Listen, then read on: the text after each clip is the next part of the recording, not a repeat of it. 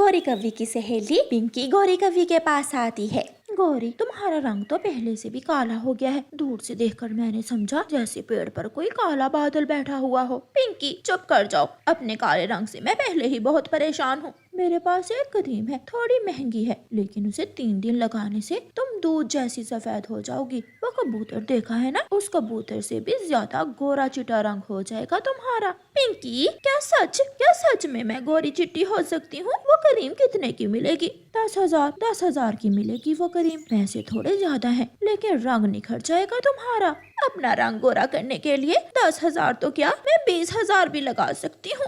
गौरी कव्वी घर जाती है और अपने पति कालू कव्वे से कहती है, कालू जी, मुझे अभी के अभी 10,000 रुपए दो। 10,000? मेरे पास 10 रुपए नहीं है और तुम 10,000 मांग रही हो? कालू, मेरे सुंदर पति, क्या तुम नहीं चाहते हो कि तुम्हारी पत्नी गोरी चिट्टी हो? गोरी तो तुम पहले ही हो, 7 चिट्टी भी मिला देते हैं और तुम बन गई गोरी चिट्टी। मजाक ना करो कालू, ये बताओ 10,000 दोगे या नहीं? गोरी, तुम अच्छी तरह जानती हो मैं चोरी चकारी करके घर चलाता हूँ। मैं कौन सा कोई कारोबार करता हूँ, मेरे पास 10,000 कहाँ से आएंगे? तो फिर ठीक है, मुझे ही कुछ करना होगा। गौरी कव्वी सारी रात जागती है और सोचती रहती है। और फिर दूसरे दिन गौरी कव्वी चिड़िया के पास जाती है। चिड़िया, मुझे 10,000 रुपए उधार दे दो। गौरी कव्वी की बात सुनकर रानो चिड़िया हंसने लगती है। गौरी, मेरे पास 10,000 कहाँ से आए? नहीं, मैं आपको 10,000 नहीं दे सकती। चिड़िया, मुझे कहाँ से मिलेंगे 10,000 उधार? इतने पैसे तो इंसानों के पास होते हैं। क्या इंसानों के पास होते हैं इतने पैसे? 1,000 क्या, इंसानों के पास लाखों होते हैं। गौरी कव्वी तुरंत वहाँ से भाग जाती है और इंसानों की बस्ती की तरफ चली जाती है। गौरी कव्वी किसान के घर में जाकर आंगन में एक पेड़ पर छुपकर बैठ जाती है। किसान अपनी फसल बेचकर घर आया था। भाग्यवान, अरे ओ भाग्यवान, कहाँ हो? देखो, मैं फसल बेच आया हूँ। किसान की पत्नी किसान के पास इतने पैसे देखकर खुश हो जाती है। इतने सारे पैसे क्या है? किसान अगर मुझे इनमें से 10,000 रुपए दे दे तो मेरा रंग गोरा हो जाएगा। गौरी कव्वी खुद से ऐसे बात करती है। किसान वो पैसे अपनी पत्नी को थमाकर खेत में चला जाता है। किसान की पत्नी वो पैसे कमरे में जाकर एक संदूक में रख देती है और ताला लगा देती है। थोड़ी देर बाद गौरी कव्वी किसान की पत्नी के पास जाती है और कहती है, माँ जी, बहुत बुरा हुआ, तुम्हारे पति को खेतों में सांप ने डस लिया है। जल्दी जाओ वरना तुम्हारा पति मर जाएगा। नहीं, ऐसा नहीं हो सकता। किसान की पत्नी जल्दी से खेतों की तरफ भागती है और गौरी कव्वी मौका पाकर कमरे में चली जाती है। कहाँ रखे होंगे? किसान की पत्नी ने वो पैसे कहाँ छुपाए होंगे? गौरी कव्वी इधर उधर देखती है, अलमारी खोलती है, लेकिन उसे पैसे कहीं भी नजर नहीं आते। इस संदूक को ताला लगा हुआ है, शायद किसान की पत्नी वो पैसे इस संदूक में रख गई है। मैं जल्दी से कालू को बुला कर लाती हूँ, वही ये ताला तोड़ सकता है। गौरी कव्वी तेजी से उड़ती हुई अपने घर वापस जाती है। कालू जल्दी चलो मेरे साथ, हथौड़ा लो, एक ताला तोड़ना है। गोरी, क्यों मरवाओगी मुझे? दिन में चोरी कौन करता है? किसान की पत्नी को मैंने धोखे से खेत में भेज दिया है। तुम समय जाया मत करो, जल्दी चलो मेरे साथ। कालू कौवा हथौड़ा उठाता है और गौरी कव्वी के साथ चला जाता है। आप ठीक हो? हाँ, मुझे क्या हुआ है? मुझे तो उस काली कव्वी ने डरा ही दिया। उसने कहा कि आपको सांप ने डस लिया है। झूठे, ये कौवे हमेशा झूठ बोलते हैं। जाओ, तुम मेरी रोटी ले आओ, मैं तो खेत में काम कर रहा हूँ। किसान की पत्नी घर जाती है। आंगन से ही उसे टक टक की आवाज आ जाती है। मेरे घर में कौन है? शायद कोई चोर घुस गया है।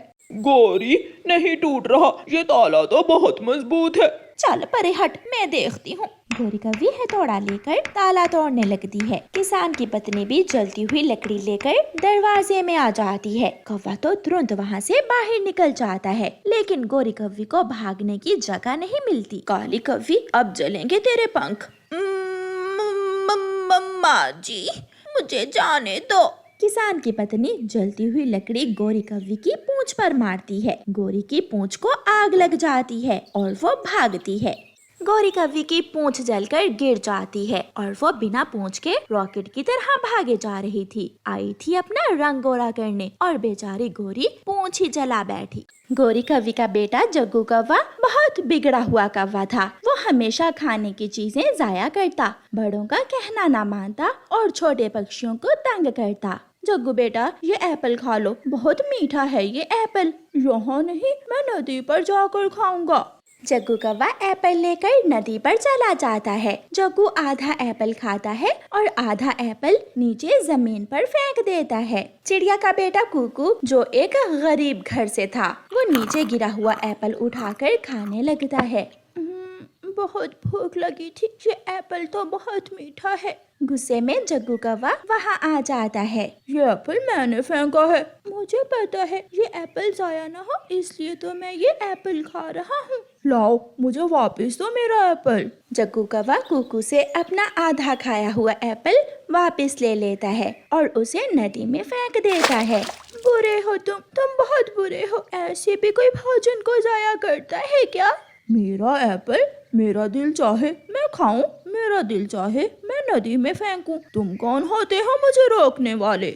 मम्मा, मैंने जग्गू को मना किया तो वो मुझसे लड़ाई करने लगा। आप ही बताइए, ऐसे फलों को जाया करना ठीक है क्या? कुकू बेटा, हमें हमेशा खाने पीने की चीजों की कदर करनी चाहिए। भोजन जाया करना बहुत बुरी आदत होती है। रही बात कौवों की, उन्हें तो कोई भी अच्छा काम करना आता ही नहीं। उस जग्गू के माँ बाप ने सारी उम्र चोरियां कर करके बहुत धन इकट्ठा किया हुआ है, इसलिए तो उनका बेटा इतना बिगड़ा हुआ है।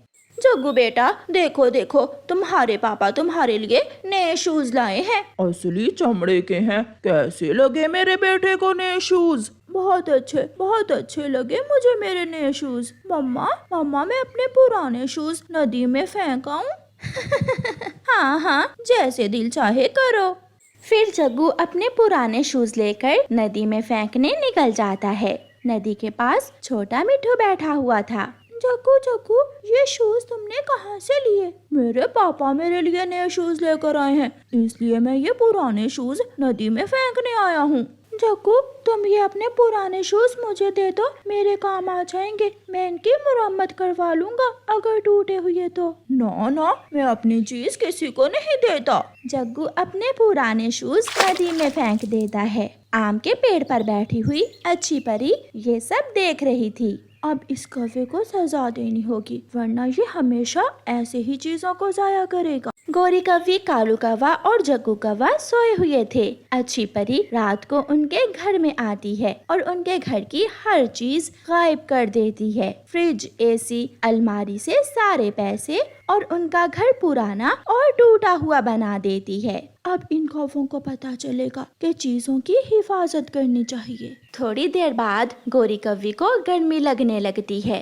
कालू, एसी क्यों बंद कर दिया है? मैंने तो नहीं बंद किया एसी। अरे, एसी तो है ही नहीं। कालू, हम लुट गए, घर में फ्रिज भी नहीं है, सब ले उड़े। चोर हमारे घर से सब कुछ ले उड़े।